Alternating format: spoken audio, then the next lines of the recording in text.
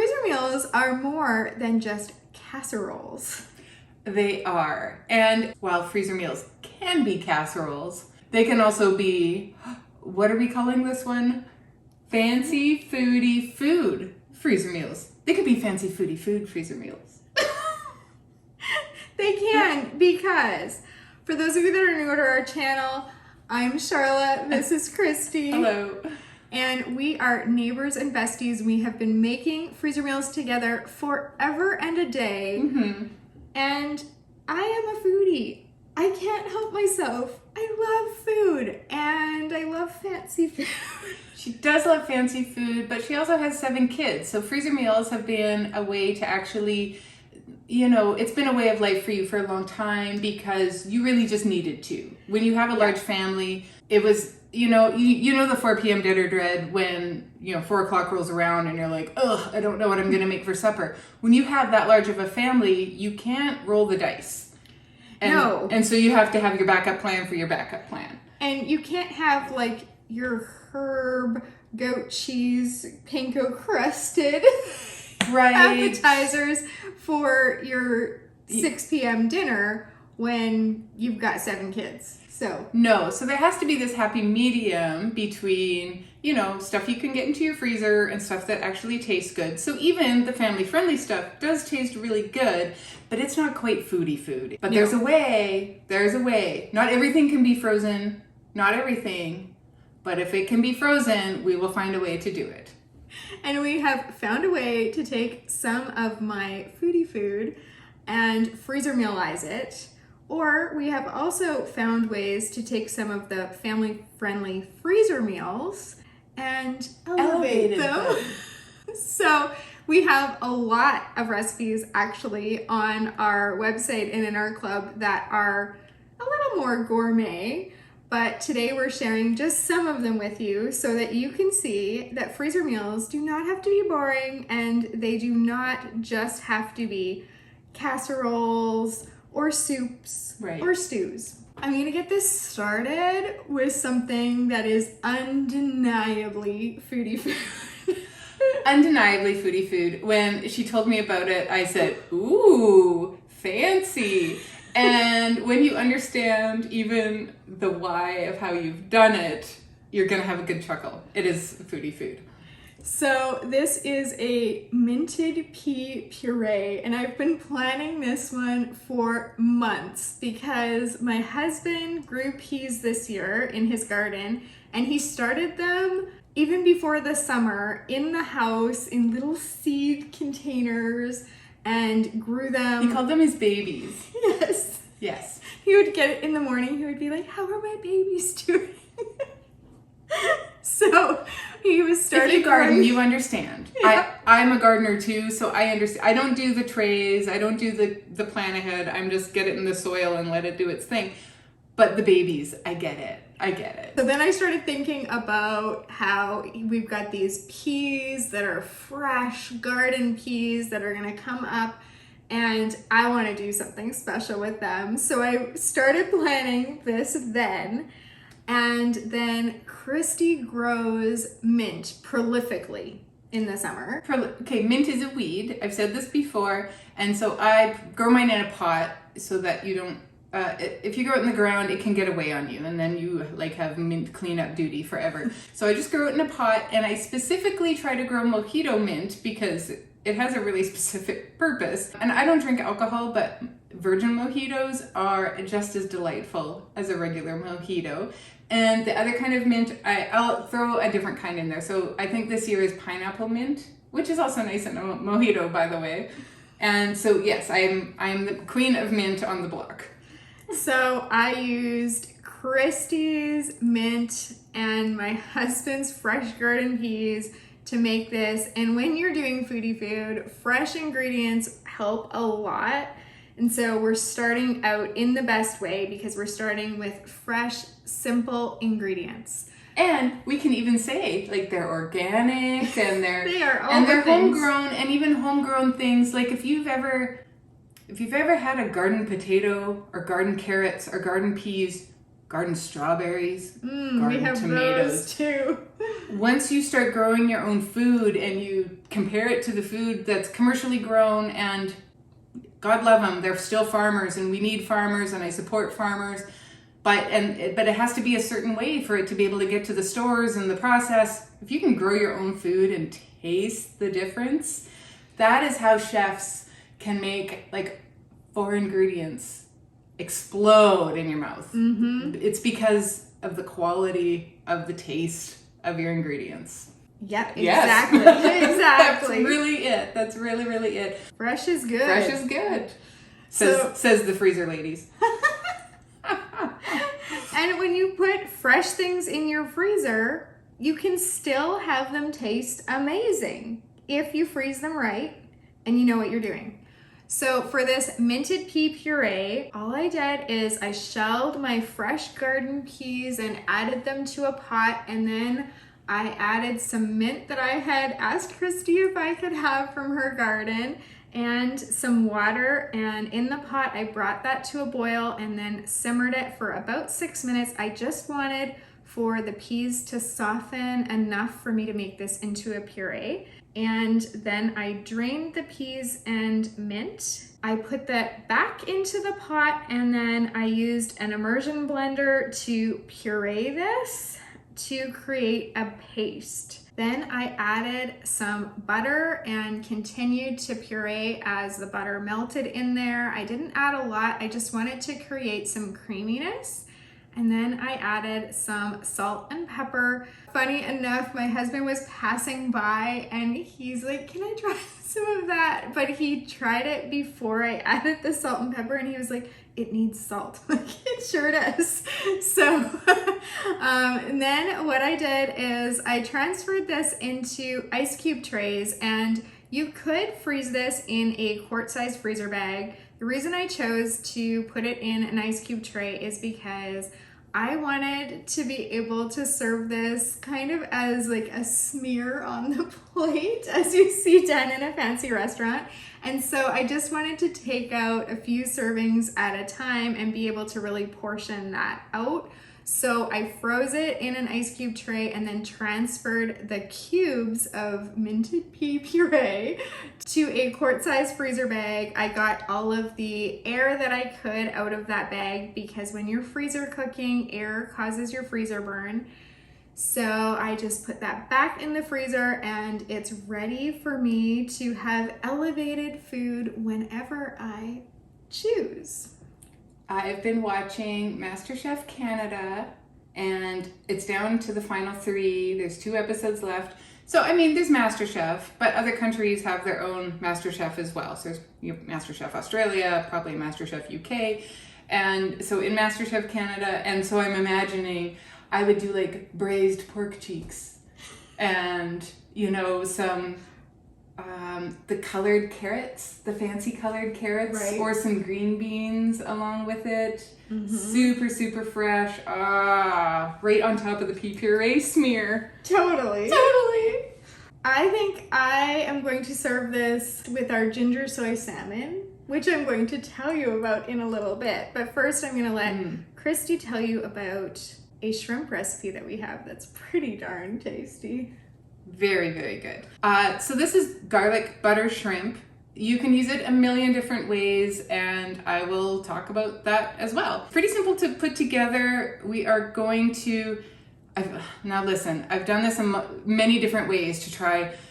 Do I mix the spices in with the butter and then add it to the shrimp? How do we do it? It really works out in the end to just put a lump of butter in a bag and dump the spices in on top, and that's okay. It's just fine to do it that way. It's very unelegant before it goes into the freezer, but after you cook it, it is much more elegant. So we start out with a pound of our shrimp. Now we use frozen shrimp already. You can do it with the tail on, but we have kind of made the switch to doing it tail off. And we freeze that in its own large freezer bag on its own. And then in a medium-sized freezer bag, which is the quart size, we're gonna add in your garlic, your butter, your olive oil, your Italian seasoning, your red pepper flakes, and some salt and pepper. I used to, like I said, mix it. I've done all the things. It really doesn't make a difference. It just needs to be in the bag. On the day of serving, so after I've thawed it, I do drain my shrimp. I get my pan nice and hot over medium, and I melt the butter with the spices. And once that is totally melted and starting to bubble a little bit, you don't want to let it brown too much, but you got to get your shrimp in there, and they will cook up 6 or 7 minutes. They are very fast. You know that they're cooked when they're pink and they curl up a little bit. And you can put this on pasta. You can serve this on steak, like do surf and turf. You can just have this on your own. Sometimes it's hard to get it into the pasta, but to put this with a pasta, we'll do it with a spaghetti or a linguine. We add it right in on top of the pasta after it's been cooked. But you save out some of that, I don't know if you know this, save out some of the pasta water, like a cup. And if you're finding, after you've tossed your spaghetti in the butter with the shrimp, if you're finding that it's a little bit dry, just dump in some of that pasta water and add more if you need to. And it keeps the slip because it's got the starch in it. Mm-hmm. And that is prime shrimp and pasta. The flavors are all there because all the spices are in the butter. Your shrimp is cooked perfectly and your pasta is just right. It's so good. We like to do it with angel hair and then put some more Parmesan cheese and red pepper flakes on top, and it really does feel like you're in a restaurant. Because it is that good. And really, like I said, you could use this kind of anywhere. Mm-hmm. You really can. And if you have any leftover, heaven forbid, they have leftover shrimp, you could make like a nice shrimp fried rice. So I was saying earlier that I would like to serve the minted pea puree with ginger soy salmon and probably with some asparagus, maybe some prosciutto wrapped asparagus on the side. That's my favorite. So good. So this ginger soy salmon, we have been making it forever, and it is one of my favorite salmon recipes that we have. And we have a lot of salmon recipes because it's so healthy, so good for you, and we enjoy it. This one, you're going to put your salmon fillets in a large freezer bag. We prefer to portion our salmon fillets out before we put them in the bag rather than making this with a large piece of salmon. It makes it easier for the day of cooking, and it's just easier to freeze that way. Then you're going to mix together some orange juice and cornstarch in a bowl, and then add some soy sauce, olive oil, a little bit of brown sugar, some lemon pepper seasoning, some garlic, and some ginger. Now for the garlic, we use garlic just from a jar. It's already minced. It saves us some time. And then the ginger, very similar. We use the squeezy tube ginger because it's still nice and fresh, tastes amazing, but it saves us having to grate our own ginger. You're going to mix those together and then pour that over your salmon. You're gonna get out all the air that you can, seal it and freeze it. On the day that you go to make this, you can do it on a cedar plank in your barbecue, or you can do it right in your oven. You wanna cook that at fairly high heat, like 400 degrees in your oven for about 20 minutes, but it does depend on the thickness of your salmon. So you wanna cook it until the salmon flakes easily, and that's it. You don't wanna overcook your salmon, but this is a really delicious one. I've always appreciated, so Charlotte entertains, and you know, you're getting back into it now. Obviously, we had to take a little break from big entertaining over COVID, but we're back sort of into the swing of it. And I always appreciated when you would bring this one out. She puts out a big spread, and there's always lots of appetizers because she's the foodie person. But this one, she just leaves it on the tray. It's out on the island that we're standing at right now. And it is always a hit. And even people who are like, oh, I don't really like fish, I don't really like salmon, they will try a piece of this, and it is like chef's kiss. It is a really, really good recipe. It's so good, and I serve it. Like if I'm gonna serve it for a meal, then obviously, yes, we put it on our plates. But when I do have a gathering, then I just serve it very simply, usually on the tray because I want it to be fresh out of the oven. And I'll just keep it on the baking tray, nothing fancy, and just stick a fork in it so that people can serve themselves however much they want. And they're not gonna have the large pieces of it because I do overdo it. There's a lot of food. There's a lot of food, but this is out there and it's just something different. It's not something that you would, or if there isn't enough food, and it doesn't have to go with anything. It just is something nice to stretch a meal. Mm-hmm. It's so good. Freezer meals do not have to be boring. No. And we have some really great appetizer freezer meals that are great for entertaining. So we've got entire videos that are on appetizers. Oh, we recently did a video. I'm going to link it right up there. Yes. And it's on our restaurant-inspired freezer meals, and that's really where I get a lot of my inspiration with to invent the recipes, is if I go to a restaurant. And for me, I love fancy restaurants, but I love all restaurants. I don't go as often as I'd like. I also love that other people do the dishes when you go to the restaurant. But check that video out because in there we also have our Thai chili chicken lettuce wraps that are great for a meal or an appetizer. And there's another shrimp recipe in there that will blow your socks off. So give that a whirl. This next recipe is, it is a chicken dump recipe, truly, when all is said and done. And you're going to look at this and think, really? That's going to be elevated? And it is. It's so good. It's called Marry Me Chicken. You've probably seen this. It's out there. Like, there is probably different recipes for Marry Me Chicken, but this one is the best, and it's because there's sun-dried tomatoes in it. We get the ones that are in the oil. Don't get the dry ones. Get the ones that are in the oil, and if they aren't chopped, you chop them up. It is not a lot of prep that goes into this. We're gonna add it all into the bag. We start with our chicken into the bag. We like to use chicken thighs with this, but you could probably do it with chicken breasts as well. We add in our jarred garlic. I saw a YouTuber recently call it jarlic, and I enjoyed the heck out of that. So we add our jarlic in. We add in some thyme, some red pepper flakes, some basil, some salt and pepper, and then we're gonna add in the good stuff, the little bit of chicken broth, some heavy cream or whipping cream, and then here's our sun-dried tomatoes that we've chopped up, and then some grated Parmesan cheese. We're going to add it all into the bag, mix it around. We're going to take out all that excess air, because air is the enemy when it comes to freezer cooking, and throw it in your freezer.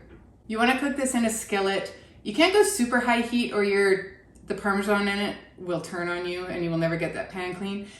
So like medium high heat, but enough that the sauce reduces and you get some good caramelization on your chicken. My boy, who will not eat vegetables, yet he'll still eat the ground beef stroganoff, which is funny because it's full of mushrooms. He loves this. This is his all-time favorite chicken recipe. If we're gonna do like a big mega session, I'll poll my family and be like, okay, we're gonna do another one. Are there any must-haves? He'll straight up ground beef stroganoff and Marry Me Chicken. We have to have Marry Me Chicken.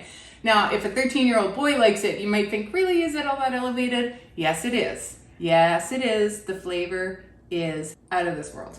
And you can top it with some extra Parmesan cheese and some fresh basil just to bring it up another level. It's so good. It is so good. And I think if somebody made this for me, I might marry them. I think it's properly named. One other funny story about this is we've been making freezer meals together for a long time, as we mentioned, over 10 years. And before we started filming them, and we were just doing, mega sessions every 3 months, we've been doing that for a long time. Every 3 months. I'm going to put a video there. Oh, yes. 153 freezer meals. It was our record. In 2 days. We're never doing that many again because we were broken after that. but it is nice to have my freezer stacked. I will give you that. So when I was in charge of the labels, and so I changed it. Instead of Marry Me Chicken, I put a comma in there and said, Marry Me Chicken. So we're going to marry our chickens. And this is good enough chicken you would want to marry it. You also put a heart. I did put a heart. And, like, colored it. So. Yes, that was the first time I put color on one of our labels. I think it's the only one I've ever done. That is funny. And sometimes I'll put hidden messages in, like, I don't think this is going to taste good, but Charlie's making me try it. It's true. Totally done that. And it's always funny. I don't do it for videos anymore because I should. Put a little surprise label in there from time to time. I'm going to start doing that, and I'm going to see if you guys pick up on it. That's funny. My husband and I went to a restaurant recently, and I had a salmon with chimichurri sauce, and it had kind of a peach and mango salsa on top of it, and it was on an avocado risotto. Oh my goodness. I know. Oh my goodness. I know. And so it sent me down the path of researching chimichurri. And, you know, can we freeze chimichurri? We sure can, up to 3 months. And what else does chimichurri go nicely on? And really, chimichurri is designed for beef and specifically for steaks. Now, I'm not a steak person. I haven't eaten beef in over 20 years, but Christy's a steak person, her family. We are steak people. We're beef people. And so this would be one that their family could have on top of the steak, and I could have it on salmon. So it's kind of a win-win. It's a win-win. Absolutely. So this is our chimichurri sauce for the freezer, because you never know when you might have unexpected company and you might need to pull out all the stops and make something a little fancier for these people that you're trying to impress. So we're going to finely chop a shallot. And oh, shallot. Aren't we fancy? I know. We're not even having onions on this one. We're having shallots. Shall we? So you've got your finely chopped shallot and some red pepper flakes, because in my world, red pepper flakes make everything better. A little bit of garlic. Now, you can use the jarred minced garlic for this, or because you're trying to make a very lovely, fresh tasting sauce, you could chop up some fresh garlic. And we occasionally use real, fresh, well, I guess our jarred garlic is real, but we occasionally use some fresh garlic for our recipes, and this is one. Then you're going to add some red wine vinegar and salt, and you're gonna let that sit in your bowl for at least 10 minutes, like 10-15 minutes. And during those minutes, you're going to be chopping herbs. We're gonna use fresh herbs for this, and there's really no substitute for that. You wanna use fresh herbs, and so we're gonna add in some fresh chopped cilantro, some chopped parsley, and some finely chopped oregano. So you're going to take those herbs that you have chopped up, and you're going to mix it into the bowl. And then you're going to whisk in some olive oil with a fork. That sounds really, really good. Like, when she told me about it, I honestly had to say, I've heard of it, I don't even know what that is. And she's like, it's like a sauce made with lots of parsley and cilantro. It is so much more than just parsley and cilantro. Right. It sounds really, really good. It's kind of in the, you know, in the same genre as a pesto. Sure. But not. No, same idea. And that red wine vinegar is like, brings out the freshness, and, you know, it's got a little bit of zip, and it's very good. Okay, I'm excited about it, because then this next recipe is roasted carrot soup. We've been talking about gardens, and we've been talking about how things are elevated when they taste better because you're using homegrown vegetables. Carrots in the store just kind of don't even taste like carrots compared to a garden carrot that you grew yourself, or that your neighbor grew, or that you get even at a farmer's market, right? So this roasted carrot soup, I'm like, what if you drizzled chimichurri sauce on it? But probably not, hey? I don't know. It's possible.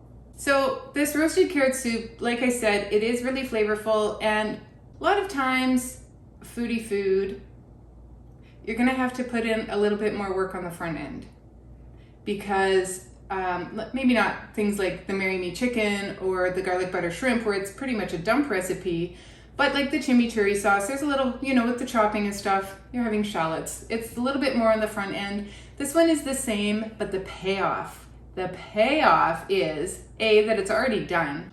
The other part is the flavor. The other thing about something like this, where there's a lot of work on the front end, but so worth it because of the flavor, is that it's really best, in our opinion, for you to at least double those recipes that are more work, because it's not a whole lot more work to do double of the prep, and then you do end up with double the meals. You really do. Double all of these, and you will be so glad that you did. And you're absolutely right. Chopping 1 onion and chopping 2 onions isn't really a whole lot more time. Peeling 2 pounds of carrots and peeling 4 pounds of carrots is not a whole lot more time. You're doing the work up front, because on the day of, you're just doing a reheat on this one. Okay, back to the soup. The best soup you'll ever eat.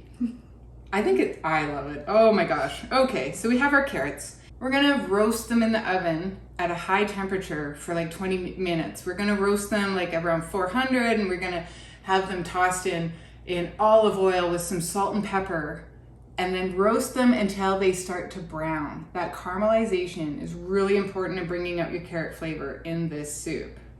So once we've done that and we have our roasted carrots, so you're roasting your carrots, you get your onion chopped. For the last few minutes of the roasting of the carrots, you're gonna add in the onion as well. And if you can get a little bit of crisp on that onion, oh, the flavor that comes out from that. Once it's cooled and we can get these into a bag, we're going to add in our vegetable broth, or you can use water, and some garlic, some coriander, and cumin, and get these into your bag, seal it and freeze it.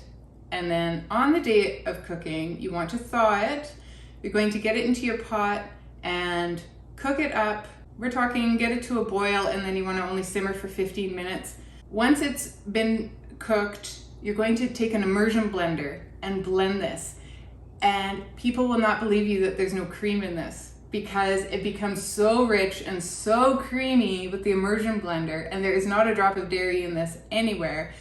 And then when you're done that, you just squirt in a couple of tablespoons of lemon, and the whole thing just goes, and it's awesome. Awesome. It's so good. It's definitely like something you would get in a restaurant. In fact, my husband and I went to an event for his work, and I had to text Christy because they served a roasted carrot soup as at this fancy dinner, and hers is better. I'm telling you, it's the roasting. You take the time and you roast those carrots right, because you're cooking them twice essentially. They're already cooked. They don't really need to be cooked again, but it's that melding of the flavors, and that caramelization is important. So there's a bit of work on the front end on this one. The payoff comes in big time. And to serve this, like, I know that there's no dairy in it, but you could put a little dollop of sour cream and sprinkle some basil on it, like some fresh dill, fresh parsley. Oh yeah. Like, that's why I was thinking the chimichurri sauce. I'm like, yeah, it's a couple of drizzles of that. I think it would change the flavor. Mm-hmm. But it would be something else exciting. Mix that right in there. Oh, yeah. That would be so good and so exciting. With these recipes, I feel like you could actually create like a coursed dinner, because you could have like your roasted carrot soup for your first course, and then you could cook your garlic shrimp and cool it and have it on a salad. Yes, you could. Yes, you could. Or you could cook your garlic butter shrimp and have them on mini skewers and have it as an appetizer. And so that could be, your next course. And then for your main, you could have the option of doing, your mint pea puree with either like steak and chimichurri sauce, or the Marry Me chicken, or the ginger soy salmon. So you have, you could even offer that as you have an option. Because you have them all in your freezer. It'd be easy for you to pull them all out and serve a crowd. So yes, you could. People will want to come to your house for their dining experiences forever. You will be the dinner party queen or king. think about, okay, we're in a supper club. We talk about this sometimes. We're in a supper club. It's 4 couples. We'll do a video. There. We did a video of a 70s themed one. They aren't always that extravagant in the theming, let me just tell you. But how many times have we, like, months later said, remember when so-and-so made this meal? Like, oh yeah, years later. Well, I made the roasted carrot soup and... Oh, Rachel's tacos. Oh, Jeremy and Kim's. The elevated pub night. Oh, or the pub night. Yes. They had blackberry night. Or of course the if I had $1 million song theme. Oh my goodness. We have so much fun. And you had the Chinese hot pot. It was a Japanese hot pot. I had fresh pasta once with that Italian wedding soup. That was really good. That Jeremy took home in a bag. Like there was like this much left in the bottom of the pot, and as they're getting their shoes on, he comes back in, he's like, I just need a little plastic bag. And I'm like, okay. So I give him a plastic bag, and he upends my pot and puts it in there and takes all our leftovers and zips it and leaves. So, good food, good friends, that is kind of the zest of life, isn't it? And yes. It wouldn't be the same. Would it be the same if the food wasn't as good? No. I think. No, we kind of did pick people for the supper club that we thought had some would play the game, right? Cooking experience. Yeah, that would do that. That would, go all out. And because we rotate it, you only have to do it once every 4 months. And actually, we're a little bit late on this next one, and it's somebody's turn. It's our turn. She's really busy, so it hasn't happened. This summer, we planned a wedding for our oldest son. Our grandson's living with us, and he's turning 1. My daughter went back to school. We had some of our kids have health stuff that's ongoing, so they have like hospital treatments and appointments up the wazoo, but this summer seemed to be like more than the usual, and we went away to the mountains twice, so it's been busy. And so now supper club is more of a postponed, but it's also something else. When we do finally do it, we really look forward to it because it's been so long. We used to do it once a month. Now it's quarterly, and that's okay. It's kind of worked out that way too. It has kind of worked out, and then we've missed each other, and we have so much to talk about. Yeah, we should have back-to-back. We did do a back-to-back one time. Yes, we did. One night and then the next night. We needed to do a November and a December, and everybody's Decembers are just wrecked, right? Our schedules are terrible, and so we had one at November. Our house on November 30th, and the next day, December 1st, at the other house. And we're like, oh, we missed you guys. It was actually really great. And the food is so different. Oh, always the food is so different at everybody's house. It's just a fantastic. Although we've had fish tacos at Rachel's a few times, we are not complaining because they are that good. She's great at it. She makes like the from scratch tortillas. They lived in Mexico for a while. She did. Yeah. Oh, so good. Anyway, we digress, but we love talking about supper club. Here.